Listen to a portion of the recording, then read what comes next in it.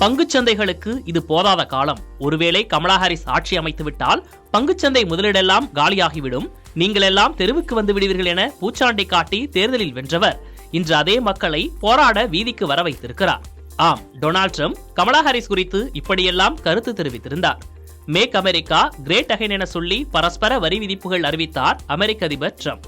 ஆனால் அது மற்ற பங்குச்சந்தைகளை விட அமெரிக்கா பங்குச்சந்தையே கடுமையாக பாதித்திருக்கிறது. ஒரே நாளில் 6% அவுட். சர்க்கஸ் துப்பாக்கி பின்னாடியும் சுடும் என்பது போல் அமெரிக்காவிலேயே மக்கள் போராட்டங்களில் ஈடுபட்டு வருகிறார்கள். அமெரிக்க பங்குச்சந்தை அளவுக்கு இல்லை என்றாலும் இந்திய பங்குச்சந்தையும் கடந்த வெள்ளியன்று லைட்டாக டமால் என விழுந்தது. ஆனால் இந்த வாரம் அடி சற்று பலமாகவே இருக்கும் என எச்சரிக்கிறார்கள் பொருளாதார நிபுணர்கள்.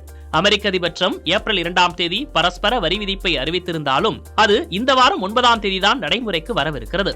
சீனா போன்ற நாடுகள் ஏற்கனவே அமெரிக்காவுக்கு போட்டியாக இன்னொரு வரி விதிப்பை அறிவித்திருக்கிறார்கள். அதே சமயம் இந்தியா இதுவரை ஏட்டிக்கு போட்டியாக செய்யவில்லை. கடந்த சில வாரங்களாகவே மத்திய அரசு அதிகாரிகள் அமெரிக்காவுடன் பேச்சுவார்த்தை நடத்தி வருகிறார்கள். பேச்சுவார்த்தைக்கு வரும் நாடுகளுக்கு ட்ரம்ப் சலுகை காட்டலாம் என எதிர்பார்க்கப்படுகிறது. இந்த வாரம் பங்குச்சந்தைகள் கீழ்நோக்கி செல்ல வாய்ப்பு அதிகம் என்பதால் மிகவும் கவனத்துடன் பங்குச்சந்தை முதலீடுகளை செய்ய வேண்டும் என பொருளாதார நிபுணர்கள் கருத்து தெரிவிக்கிறார்கள். இந்த வாரம் முதல் 3 நாட்கள் மிக முக்கியமானவை.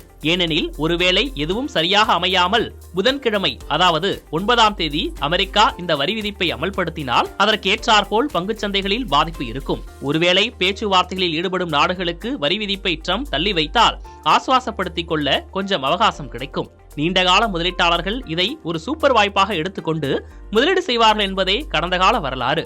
அமெரிக்க பங்குச்சந்தைகளில் பிரபலமான ஜிம் கிரேமர் வேறு இந்த திங்கள் கருப்பு திங்களாக இருக்க அதிக வாய்ப்பு இருக்கிறது. 1987 நிகழ்ந்த பிளாக் மண்டே போல் இந்த திங்களும் ஒரு கருப்பு தினமாக மாறக்கூடும் என எச்சரித்திருக்கிறார். 1987ஆம் ஆண்டு அக்டோபர் 19ஆம் தேதியை அமெரிக்காவில் கருப்பு திங்கள் நாள் என அறிவிக்கிறார்கள்.